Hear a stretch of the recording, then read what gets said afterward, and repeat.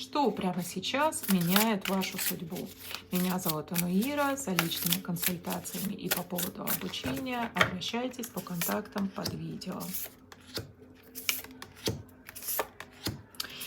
Меняете вы сами свою судьбу тем, что вы по-другому начинаете смотреть на вопрос, который вас очень сильно расстраивает. Тройка мечей явно показывает на какую-то болевую точку, которая сейчас у вас есть. Причем, с одной стороны, уязвимое такое состояние, грустное состояние, что-то вас расстраивает. Но ваша сила в том, что вы пытаетесь по-разному посмотреть на это обстоятельство, находить в этом как положительные, так и там негативные стороны. Пытаетесь без иллюзий трезво все оценить.